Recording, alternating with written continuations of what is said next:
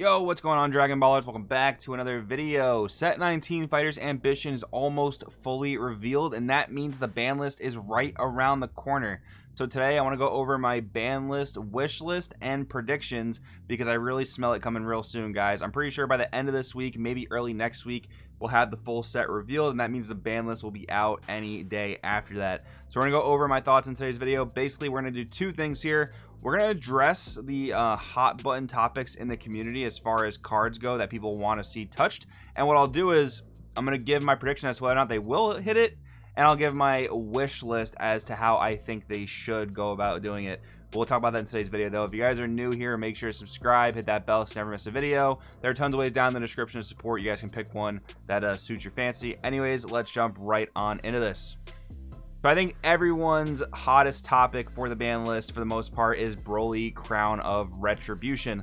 This card wreaks havoc on slower decks in the red card pool because it's able to look at their hand when they're keeping up energy to defend for themselves, usually keeping up energy for certain floodgate cards, and you can take the best card that's 20k power or less from their hand. The main criticism about this card is that it can be played for free without going into combat, thanks to the SS3 Gogeta Unison, which, spoiler, will be another topic of this video. But yeah, Broly Crown, what are they going to do to it? Do I think they're going to hit it? I do. I think this card has caused so much community stir that I think they're going to do something about Broly Crown of Retribution. But I'm not 100% sure what they're going to do to the card. I think that the simplest solution would be to outright ban the card. But I don't know if that's necessarily the appropriate response. And a lot of you guys might think that's a big hot take. But Broly Crown is oddly only good against blue. So do you need to really ban a card that's only good against one color? With that also being said, I think red might struggle pretty heavily against these super crazy blue control decks if they don't have a way to interact with their nigh unstoppable defense. One thing I do think is a little bit over the top is the fact that Broly Crown is able to be played for free. So one popular errata that's been going around the community is errating Broly Crown in one of two ways. One, errata it's that it can only resolve if it's actually played by its energy cost, not played by skills, or errata it's where your opponent has to have 3 or more energy open and not only 2. I kind of like that second errata of 3 energy and not 2 because, one, it really only makes it good and viable against the really hardcore control decks, which again, I think a card like this against those types of decks is perfectly fine, but I'm also very okay with the errata of only being able to hard cast Broly Crown and not resolve its skill if it's played by a skill. I think both of those are very adequate answers. I don't think they're going to ban the card, but I would not be surprised if they did. I'm pretty sure they'll go the route of the errata because, Bandai is not shy with doing erratas. I think that's perfectly within their wheelhouse, and that's how I think they'll address Broly Crown. Next up, though, we have SS3 Gogeta Unison. This is like a sleeper pick that a lot of people are calling for to be banned because it's just that good in every single red deck. Thinking about old red decks like Red Jiren, for example, it's very good there. It's obviously incredible in Red Sin and in SS3 Gogeta. It's also very good in the new red upcoming archetypes, the GVT Trio deck, as well as the Android 13 red deck. This Unison is just very, very good. Is it ban worthy? My opinion, no. It's a very good Unison, but one, it's only a 2-cost Unison. Even though it gains 2 markers per turn, it's just so easy to kill for certain decks. And besides that, we have the new Black Smoke Dragon coming out that can literally just snipe this thing off the face of the earth, with which any deck can play. So for those reasons, also combined with the reason that I don't think this card is like overly broken by itself. I don't think this card needs to be hit, nor do I think Bandai will hit it.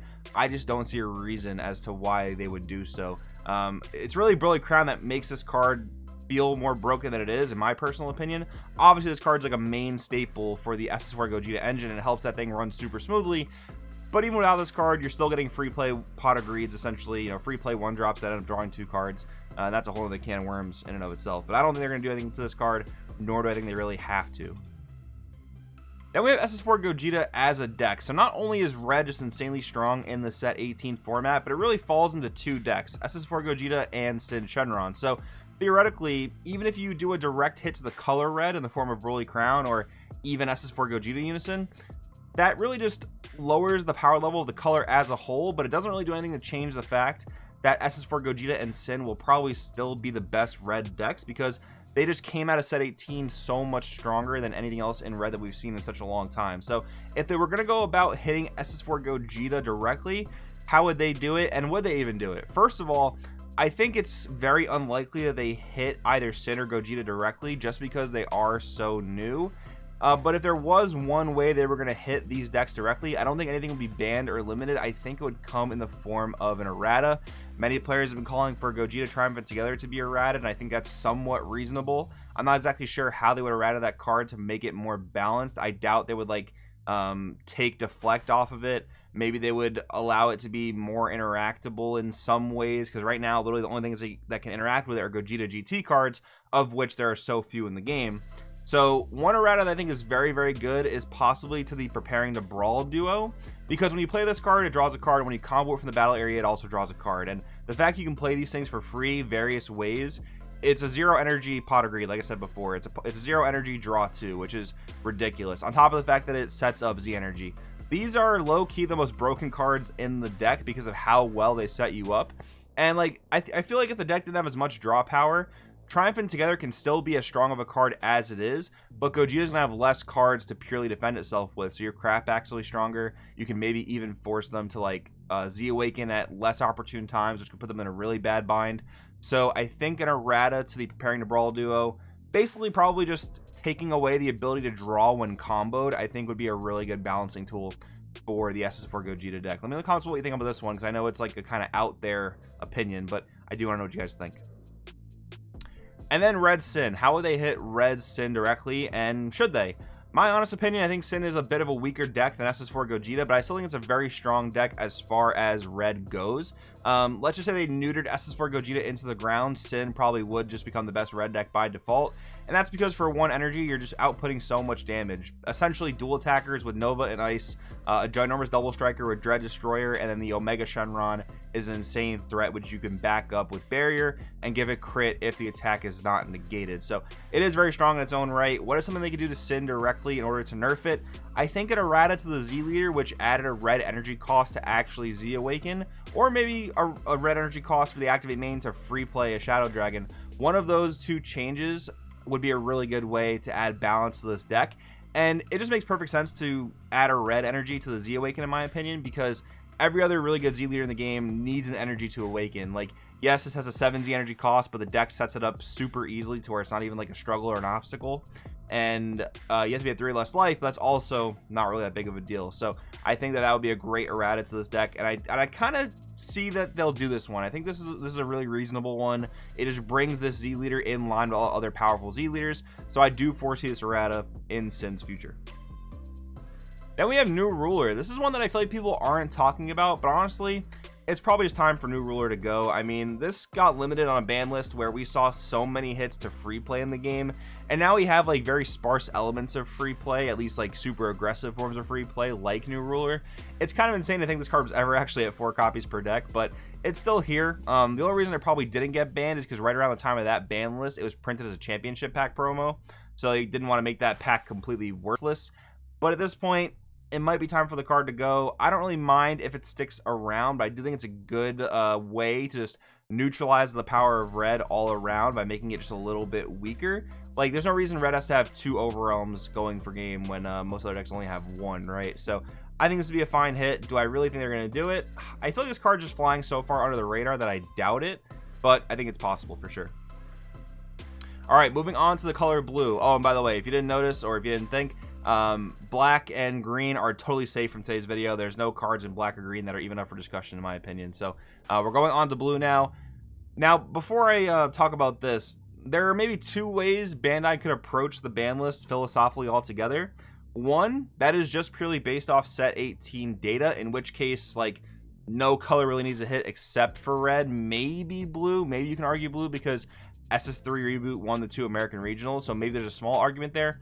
But the other way they could address this ban list is kind of a retroactive band-aid to preset 18, where they chose to implement no ban list. There were many cards at that point that people were calling for to be addressed, and Gogeta Unison was one of them. So if they wanted to hit this card purely based on the fact that they did not implement a set 18 ban list, I could kind of see that being the case. But Gogeta Unison, do I think it should be hit? In the last prediction video, I kind of went on a heavy rant about this card to where I thought it was a bit too strong, probably should have been addressed, and it's kind of it was kind of running the meta at that point. And that's because the meta was so slow. This Unison was such a strong point of stabilization, but now the format's much faster and much more aggressive, so getting this card is or getting to this card's a little bit more difficult, and when you do it, you're probably at like 3-2 life, depending on what deck you're playing against. So it's obviously less strong than it was last format, but even regarding or disregarding the fact that this is a more aggressive format, this Unison is much more easy to remove thanks to a few things. One, like the whole Sin deck as a whole, because that deck just destroys Unisons. Two, also because of the Faded Rivals combo. Not that green is like particularly great right now, but if blue ever became overly dominant, we could maybe see some green deck rise to the top that, you know, mainstays the Faded Rivals combo. That could pretty much one-shot this Unison. So this Unison does have more removal than ever. Does it need to go? I'm probably going to change my mind from last time and say no, it doesn't have to go, but I could see a world where the format gets slower as a result of the set 19 ban list. Boo might just become too good again, but like I said, like there are ways to deal with it within the format, so I don't think it has to go, nor do I think Bandai is going to do anything about it, because I think they're probably going to take the approach of a small ban list that's only going to focus on red, just because red was so overly dominant over this past format. But I mean, we'll see how they end up doing it. But anyways, next up we have Turning the Tide. So I think the theory is if red gets hit really severely, blue just becomes the best color, and I don't necessarily disagree with that. I'm not fully sold on that quite yet, because I think when blue becomes really good, there's always a strong case for yellow. And like I said, there's maybe some green stuff that can do well if blue becomes overly popular. But Turning the Tide, should it go? My opinion, yeah. I mean, this is a turn, not a turn 7. This is a 7 energy play, which is always playable before turn 7, because any blue deck that's playing this card for the most part is ramping. So you're not playing this on 7, you're playing this on maybe like 5 or something, right? And it's a bit degenerate, especially now with the SSB Kaioken Goku SCR, where you can vomit as much of your hand as possible onto the board, then play that SCR for 2, untap all your energy, then Tide, and that is essentially guaranteed game because your opponent has no cards in their hand. And with how much easier it's become to ramp over the past several sets, I don't think this is like that difficult of a card to actually get to. So for that reason, that combo and the more easily accessible ramp in the game, I do think Tide should go. And I think I could see this one getting hit, just because it is that type of card that now can outright end the game on its own, even if it's not quite the format for it. And I think Bandai wants to steer away from that, at least from what they've done in the past with hits like Fu Shrouded Mystery and Gogeta Hero Revive. So that's just my 2 cents. Then we have the SS3 Reboot Leader. A few people have talked about hitting this card. Do I think it needs it? In the current context of the format, no. This is another hot take, but I personally think this deck is not very good while the Broly Crown interaction is untouched. But that kind of changes a bit if they decide to hit Broly Crown. If they outright ban Broly Crown, this leader does become a lot stronger because it's going to be a lot harder for red to aggress through that 3 free energy every single turn. If they errata Broly Crown to needing to be played for 1 or to only working while your opponent has 3 more energy, then I think this leader is fine. I don't think anything needs to be done to it. But if they do outright ban Broly Crown, you probably got to do something to this leader, but that's just kind of an out there take. So I don't really think they'll do anything to this leader because they won't ban Broly Crown, at least in my opinion, and that's my prediction. And wrapping up today's video, talking about everybody's favorite card, Swift Retaliation Cooler. We always got to talk about the peskiest card in yellow, because even though yellow is just not all that great right now, people are still talking about this card and how it just ends games outright. The color yellow, for what it even is in this format, which is not very highly represented, but what yellow is right now is basically just like whittling your opponent down, playing that real attrition game, and you're basically looking to win off the back of your Piccolo Gohan SCR, and then whatever overwhelm you're playing, which is probably Dark Broly or Mirror Creator Absorbed, and you can back up any of those cards by Swift Retaliation Cooler, and then if that doesn't get the job done, you can go into Oolong from the Z deck, copy your highest power battle card, which might be a 40k SCR, a 30k Dark Broly, or a 120k Mirror Creator Absorbed, and then go for a game that way. That's kind of what yellow is doing in this format, and Cooler is a big component to that. But again, I think if the format slows down, you kind of need multiple Coolers in the format, because if you don't, blue might just go unchecked. I think Cooler is one of the things that keeps blue in check. Think about it this way. People only played 1 Cooler in their deck for the longest time. Maybe you saw a Madman playing 2 copies here and there, until we came across like the last 2 formats where blue and slower decks became overly dominant. Then you saw people playing 3 to 4 Coolers in the main deck. That's just kind of a meta shift where Cooler was needed in that capacity. Yes, the 1-up Cooler can still outright end games, and it can still be very frustrating, but I do think it's kind of a necessity in the meta where blue is a thing, especially blue having Baby Hatch. Yellow is the only color that can really answer it outside of blue mirrors. So I think it's fine, nor do I think they're going to hit it, but that's just my prediction anyway. But anyways, guys, if I miss any cards here, or if you have a differing opinion, definitely drop it in the comments below. Thank you guys for watching, and I'll see you in the next one.